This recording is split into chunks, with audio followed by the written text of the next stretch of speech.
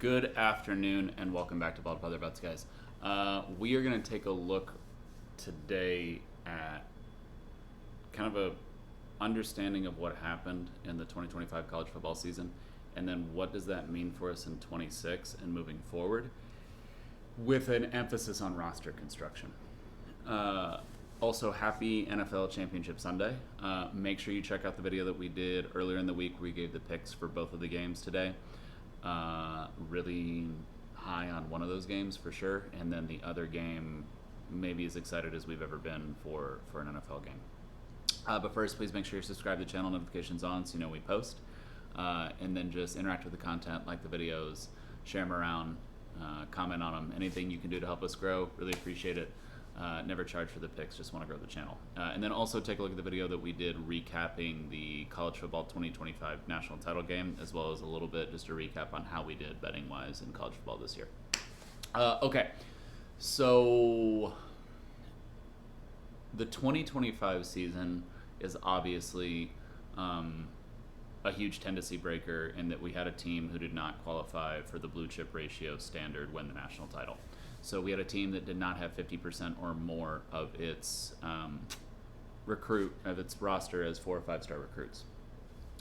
People also saying that it broke the returning production tendency, but no, it did not.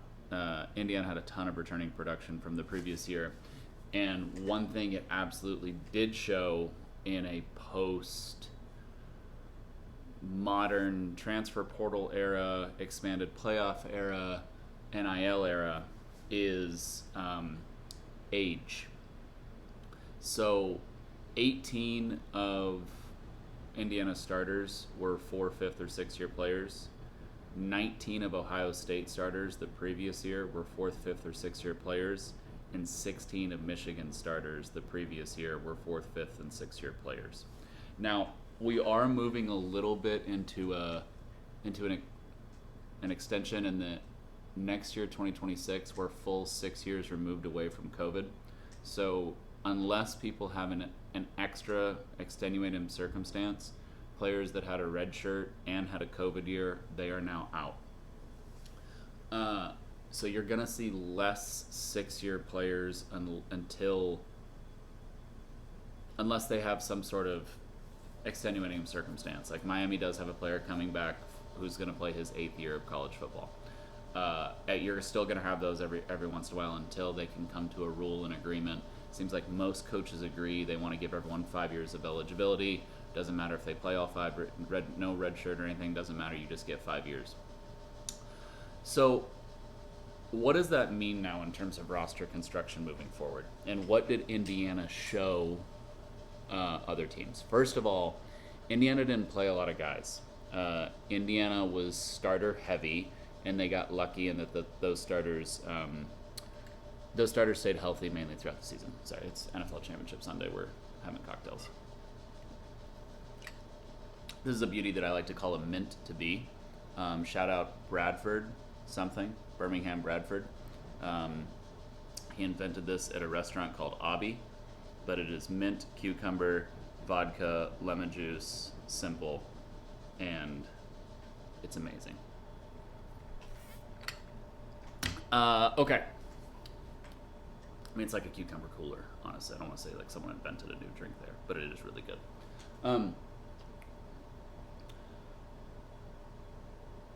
What you're seeing, and I don't want to call it an NFL-ication of college football, but you're seeing roster management that's matching to an NFL model because it has to. So teams do not want to have, in the NFL, franchise, you see this all the time. If a guy gets paid, that means he's playing. Teams do not want to have money standing on the grass on the sidelines. They want money on the field. And you're going to see that more and more in college, and you really start to saw, especially since we only have the one portal window, you really saw that happen this year. So what do I mean by that? And I'm going to use Ohio State as an example because I understand Ohio State well. I understand what they're wanting to do next year, and they had some profile 5-star recruits from the previous cycle leave their program. So we're going to focus on Quincy Porter, okay? Ohio State signed Quincy Porter in the previous class, 5-star receiver, lost his black stripe in the spring, thought to be going to be a bona fide superstar. Okay? And then Quincy Porter ultimately left the team during this transfer portal cycle. And Ohio State fans lost their minds, freaked out, terrified, all that stuff. You are going to see teams in high school recruiting hit very heavy at the absolute top of their board. They're going to dedicate a lot of money to the top of their board, and they're going to try and get those guys in their program. They're going to be a little more hesitant to dedicate money at that next tier, that fringe 4 to 5 star guy, or if they're a program that maxes out at 4-star recruits, that fringe 3 to 4 star guy, because they need their money on the field. So they're going to get those freshmen in. They're going to see which ones immediately have a path to play, and the ones that immediately have a path to play then probably will stay and have a future with that program. The only one that may be a little bit different than this is quarterback, and I'm going to get to that here in a second. After that, the ones that aren't necessarily immediate impact players their freshman year or guaranteed to be immediate impact players their sophomore year, those players are either going to be asked to take a pay cut or they are going to stay at their same NIL earnings. Meanwhile, another team who has a need at that position is going to come in and offer them more money as well as a guaranteed starting spot. So Quincy Porter, 5-star wide receiver at what has been, obviously this is subject to change with Hartline leaving, at what has been the premier wide receiver program in the country since late teens, leaves Ohio State and goes to Notre Dame.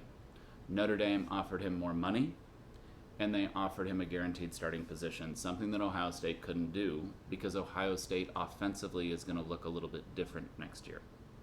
And Ohio State, like these top programs, does not want their money on the sidelines. They want their money on the field. So Ohio State is not going to necessarily fix their offensive line problems between now and next year. And their offensive line problems are slightly overblown. Like, Ohio State had a significantly better offensive line than Indiana did this year, but they ran a very different system, and Indiana's system hid the offensive line issues more, really up until the national title game, and against Ohio State too. They did not hold up well in the Big Ten championship game because they ran this RPO system. That wasn't what Ohio State was doing. Now they did it in the third quarter against Miami. Why they got away from it, I don't know, because they were gashing Miami, and then all of a sudden in the fourth quarter came away from it. But that wasn't like the natural identity of their offense. So again, Ohio State has offensive line issues. It's not as bad as you would make it out to be, and they had a significantly better offensive line than the team that just won the national title. So Indiana this past year showed you can win a national title without an elite offensive line, even to some extent a liability. Clemson showed that to you back in the teens when they won their 2 national titles too. Clemson had none of those offensive lineman players were NFL players for Clemson. Okay, so Ohio State is going to run a lot more 12 and 13 personnel, more 12, 13 personnel in colleges. It's tough to do.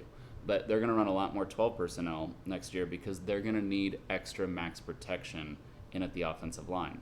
And then they're going to go more 2 wideout sets rather than 3 wideout sets. They're going to run a lot more 12 personnel than empty, right? There'll be 11 personnel mixed in, but they need those tight ends in there for both run blocking and for chipping and for a heavy play action system that actually fits the roster that they're going to have next year. It's going to take a lot of the heat off that offensive line. And it's going to give Jeremiah Smith options.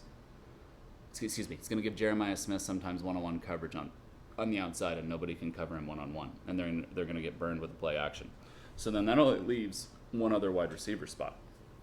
So you have a guy like Quincy Porter, who, oh, don't get me wrong, Ohio State coaches love, but you're going to be running a little bit of a different system next year. Notre Dame comes in and offers him over the top of his NIL. And are you going to sit there and match that for someone that you don't necessarily know is going to have an impact on the team next year? And the answer to that question is no. And you're seeing that around college football this year, in that a lot of these top tier programs lost some of their big name recruits from the previous 2 cycles that fans were excited about, but maybe necessarily isn't going to have an impact on the team next year.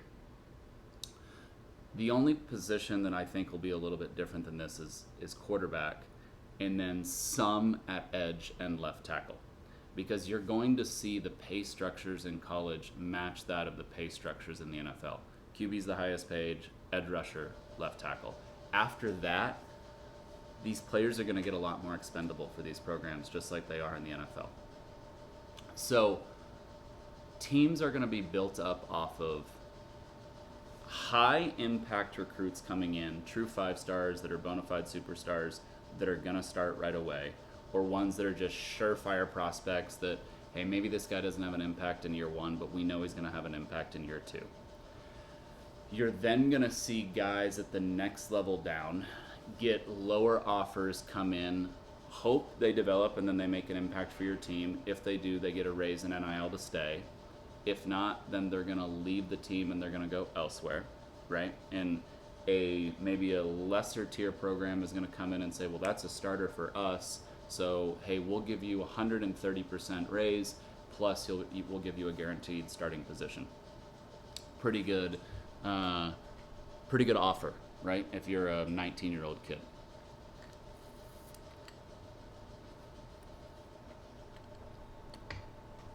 And teams are going to look for experience, both coming from within their program and then coming from transfer portal in. Teams are going to want players that have played, have had snaps, either know their system or have played enough to where they're going to be able to pick up their system easily. So what does that then mean for us all moving forward? You're going to see a premium put at impact positions. You're going to see expendable positions essentially just be transfer portal rotations every single year. So D-tackle, a little bit wide receiver, unless they're a Jeremiah Smith, Cam Coleman type talent. Running back, a little bit at safety, and then these premium positions, left tackle, edge, quarterback, cornerback, you're going to see teams really go after them strong in recruiting. And then when a Cam Coleman comes available, you're going to see teams go all in for that person in transfer portal. What does that mean moving forward? It means your ability to understand what's going to happen in 2 years from now in college football has just been diminished to an extreme amount. It means that going into a season, the number of teams with which can win a national title will be expanded because roster talent is going to be shrunk more at the top, meaning just like in the NFL, you're going to have teams that potentially can go from worst to first. You're going to have teams that get killed by injury bug. And you're going to have teams that ultimately get hot at the right time and then come on towards the end of the season. I am very much a believer that Indiana, when we look at this 10 years from now, will be an outlier, though, when it comes to talent on roster. Indiana got very lucky with no injuries this year, and they also got very lucky in that the talented teams, the teams at the high end of the roster talent composite that also had returning production coming back and were older, shit the bed this year. Penn State and Clemson mainly were the competition for that. So Penn State and Clemson also had tons of returning production, also had older rosters, and were 100%